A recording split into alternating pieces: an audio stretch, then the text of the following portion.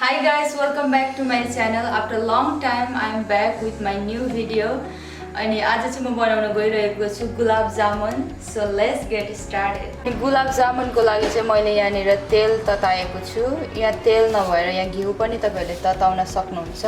यो चाहिँ चिनी पानी हो. यसलाई चाहिँ सक्खर पानी भन्छ यो गुलाब जामुनको लागि. So अब यहाँनिर तपाईहरुले यो मैदालाई लिन सक्नुहुन्छ.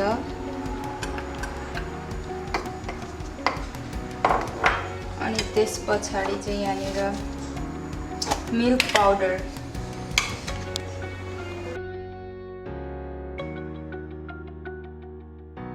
3 चम्ची मिल्क पाउडर, यहाँनिर बेकिङ पाउडर आधा चम्चा जति हाल्ने छु. अनि यसलाई मजाले मिक्स गर्दिनु म.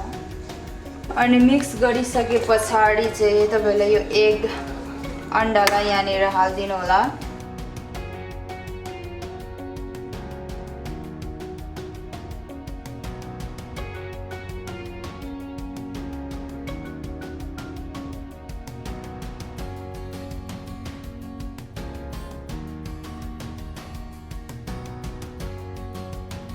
अनि यसरी मिक्स गर्दिनु होला राम्रोसँगले.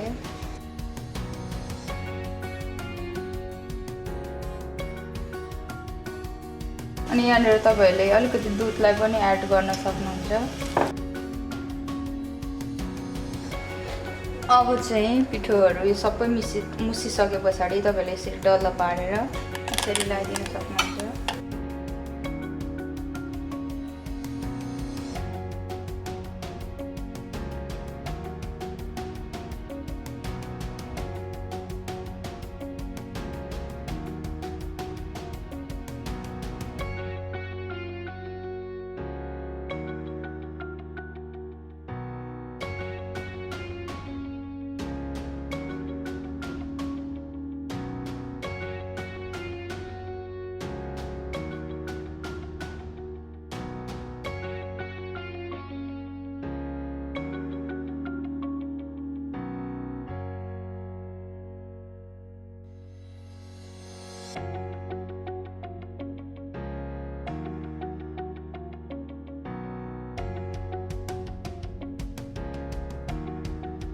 यसलाई चाहिँ तपाईहरुले यसरी चलाइराख्नु होला रातो भएसम्म.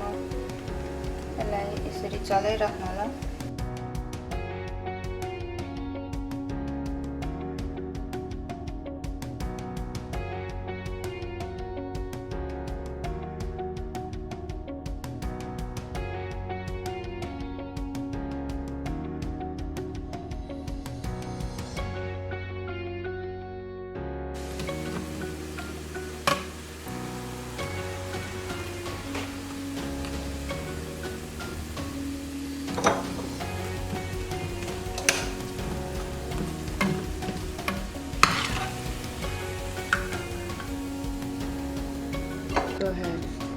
सो मैले यो त्यो डल्लालाई मैले खारेर गुलाब जामुनलाई खारेर यस्तो बनाएको छु.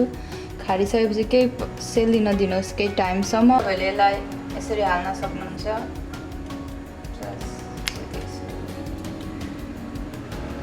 अनि यो चिनी पानीले यो गुलाब जामुनलाई अब्जर्भ गर्छ.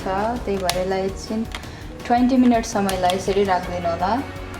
Thank you so much for watching my video. अनि आजको गुलाब जामुनको भिडियो तपाईलाई कस्तो लाग्यो होला तपाईले कमेन्ट गरिदिनु होला. अनि don't forget to like, share, subscribe my channel.